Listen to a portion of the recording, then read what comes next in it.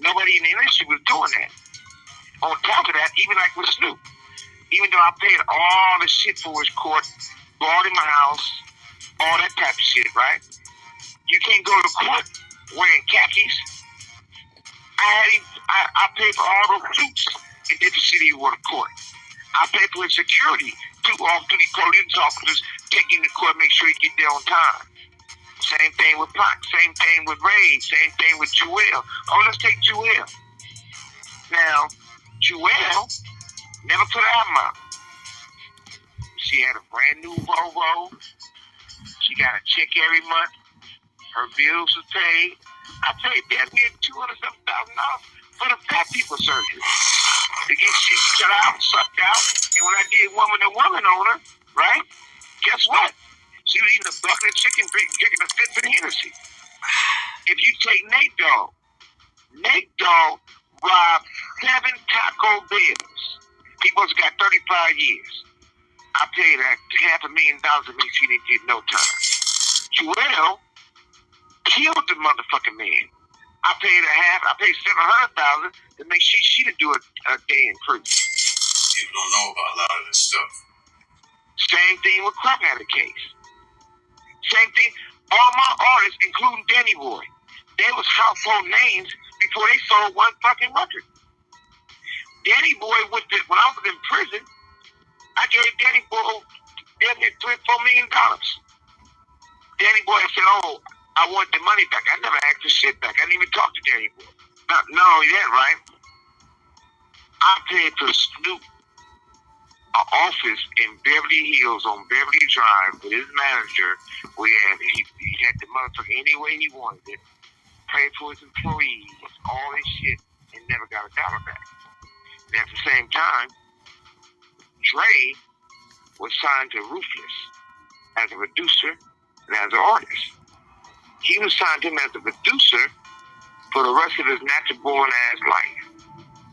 And they were cross-collateralized anything he got. What that means is that if they owed him, he was only getting 1 point of anything he produced.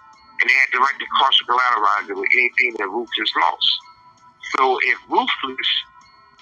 they owed Dre $5, but Ruthless took a $10 loss, they said, "Dre, we're not going to pay you because we lost money." And if they talk a $4 loss, and they owed him money, they said, "Well, we're going to give you $5, but we're going to pay you $1 because it was a $4 loss." He never would have got out that deal for the rest of his life. Well, he could have did no publishing deal, none of that stuff. Not only did I take care of him, he owed me a shitload of money.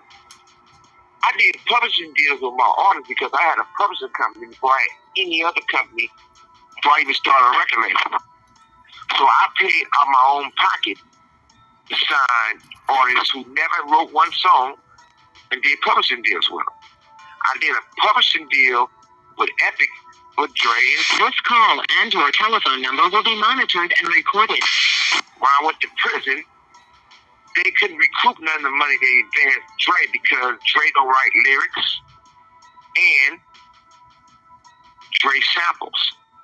So they figured we were going to recoup all the money from Death Row, which they did. But Death Row didn't have a publishing deal with Suge Publishing. And that's taking my money. So when I talked to them about it, they know they owe me. This was like Flex, who got a deal with my publishing company, wrote California Love. California Love. Dre didn't write California Love. They still don't give Flex his money or his credit. And we got the proof. Because he got white attorneys who don't have respect for black people. So he sort of like the guy that go to Africa and the Africans selling the black Africans to the white man for some gold or money, and they put them and bring them back to make them slaves. No different. Every artist on my label had a household name before they sold one record. I put a record out. And you can tell how strong and powerful Death Row was because my artists on Death Row was not in the, people don't even consider them in the top 10 rappers of all time or the top 20 and none of that shit. Okay, I just do it like this. You see how many records we sold, so many awards I made sure my people get. Out the top 10 rappers of all time, who do they say? Anybody from Death Row besides Pop? Some people might go Snoop in there, but probably not as much. Where? Tell me one fucking time. Now you can kiss ass all day. We gonna keep the truth, right? I done seen the top 10 list every motherfucking time. It's the same motherfucking people. Biggie, Jay, Pac, Rakim, we go on and on and on. Now you telling me, when they had that list come out, Snoop been on that list? In the top 10 lyricists of all time? No. As you see it today, Dave, you seen that list with him on that list? No, he usually don't make that list. Okay then, let's stop kissing ass, Dave. You my brother. We gonna tell the truth. Shit, half of the shit everybody got came from the homies in the studio. You know where we got Big Baby from? 3-2. Rest in peace, 3-2. I had a group called the Convicts. Mike a motherfucker. He a bad motherfucker. You know, it was on Rap a lot. The group was called the Convicts. It was Big Mike and 3-2.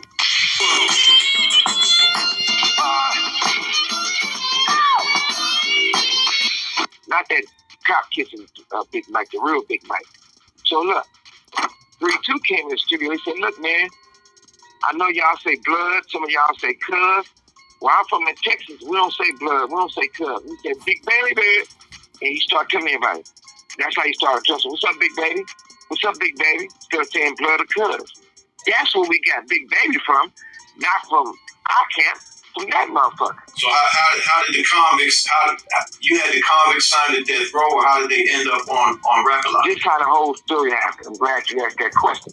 Unknown told me about the convicts and said they was good. I said, man, I need these motherfuckers on Death Row. The convicts and Death Row, that's it. So I fly them out here. Lydia Harris told me, this is how I started talking to David and Michael. I was already talking to Dave. Lydia Harris came in and wanted to get some songs because she was singing. So when I had the convicts, Lydia Harris said her husband owns Rap-A-Lot. I'm a businessman. If this motherfucker owns Rap-A-Lot, I want the Ghetto Boys, Scarface. Scarface the baddest motherfucker in the world, so I want Scarface. You know what I mean? She said, well, you can talk to my husband. He the one who owns it. He ain't give it to you. The first time I ever met Lil J was at the Soul Train Awards in LA outside of the club. They said, the Ghetto Boys over there. I ran over there because Michael Harris told me he owns Rap-A-Lot. So I run over there and I get on motherfucking Lil J. I didn't even know Lil J. I said, who the fuck is Lil J? That's Prince now. Everybody, Lil J telling me it's me. I said, hey man, you gotta give me Rap-A-Lot and give me the Ghetto Boys. Lil J looking at me like I'm crazy as a motherfucker. Right? He said, man, that's my shit. I said, no, it ain't. Right? And Lil J, that's the motherfucker who really helped me from day one. Lil J said, man, Michael Harris do not own Rap-A-Lot. I do. He said, matter of fact, Michael Harris is a rat. That's why my homeboy doing all his time in prison, he set my homie up.